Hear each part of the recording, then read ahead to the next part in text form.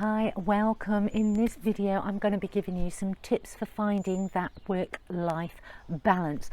My name is Atyeo. I'm a female empowerment coach and shamanic practitioner, and let's get on with the tips.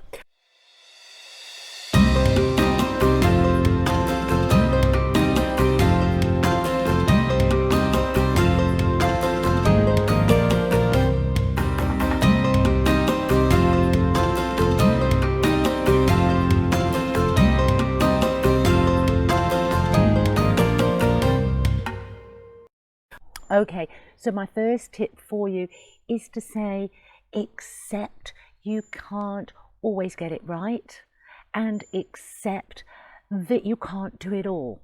Okay, we are in unprecedented times. You can only do your best. And we have programs, we have a society where we expect the moon many times, and it's just not viable. It causes a lot of unnecessary stress, and what we need to be doing at this time is to reduce our stress, because if we reduce our stress levels, we increase our immune system. So it's very important. Really get yourself into a mindset that you're just not going to be able to achieve everything, and you're just not going to be able to get everything right. Okay. Tip 2, ensure you take care of your own needs first. Now, many young parents will say, oh, well, that's impossible. And it's difficult, it's challenging, but it's not impossible. And it's extremely important because our children learn from us. If you're continuously sacrificing, that is what they learn to be the norm, and they grow into adults continuously sacrificing. Now, that is not something as a parent that I wanted for my daughter, and I'm sure as parents you don't want that either. So it's very important to make sure that you take time out, fill your own cup, do the things that you need to do, feed the needs that you need, emotional, physical, spiritual. Feed them, fill your cup to overflowing, and then you can easily give unconditionally. Again, it stops that overwhelm. It stops that stressful situation of, oh, I've got to do this but I don't have time. The third tip that, quite honestly, my clients have been blown out the water by is by putting family time and partner time in your agenda. And it's such a visual, usually, oh my God, because you can see the lack of balance instantly that you have, where your priorities have been and where you have been falling short in one area of your life. And I do say family time and partner time, they're not the same.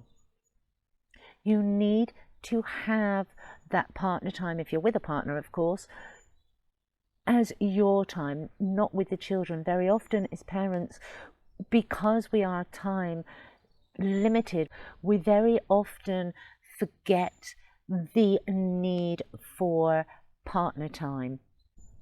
So please put in your agenda your family time and your partner time, and you will start instantly. Honestly, you will see where your imbalances lie very quickly.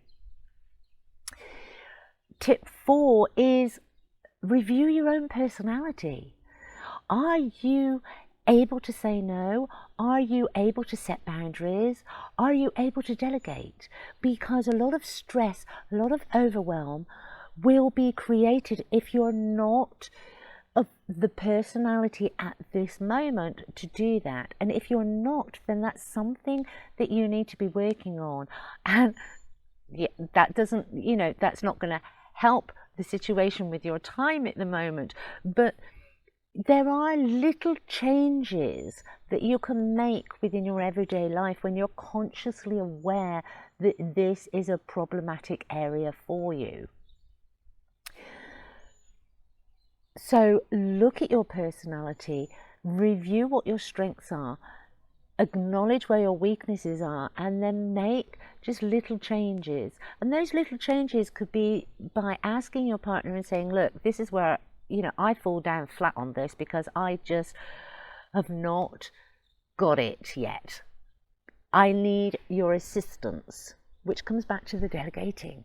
It's that asking, it's that saying, okay, that's your responsibility from now on. And you will find it has a massive impact within the dynamics of your family and within work. Tip 5, make a schedule and be realistic with it. Okay, there is no point making a schedule, putting timelines in there that are just not viable. It's just impossible.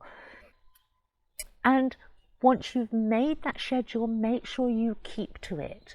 Routine for yourself and for the family is very, very important. There is a tendency to kind of like, oh, well, we can do that in a minute, but that in a minute never comes. And then there's this whole, we need to get this done, we need to get this done. There's the pressure, the stress, and everybody will feel it. It's an energetic being of its own, and it will cause a lot of unnecessary upset. So when you make that schedule, make sure you keep to it. Take a few minutes out to review. Take 10 minutes and review your life in the sense of where are you getting the most stress. It will give you the opportunity to look to see if you're actually in the right job. Do you love what you do? Because 8 hours of every day doing that is a lot of time. Now, not everybody can say, oh, well, I don't love doing it, so I'm not going to do it anymore, because there's bills, there's responsibilities. But if you're not in love with your job, with your career, with your profession, then start to just review it. Where are your loves? Where are your passions? How can you direct the skills that you have? And start to focus your energy on creating a job for the future that you will love. And my last tip for you would be to say, are you taking real time out? Now, when I say real time out, there is a massive tendency, especially in young families, to say, okay, Monday to Fridays, work day, school day, weekends, time out. And what happens? We do the laundry, we do the cleaning, we do the shopping. That is not time out. That is not, or for very few, that is not your passions. That is not your loves, your desires, certainly not the children's. Look at your real time out, because for you it may be that you just want alone time to be able to read a book. Your love, your passion may be your children, and you want to go and do an activity with them that brings joy, happy, laughter and love, a memory for them to hold on to, and a memory for you to hold on to.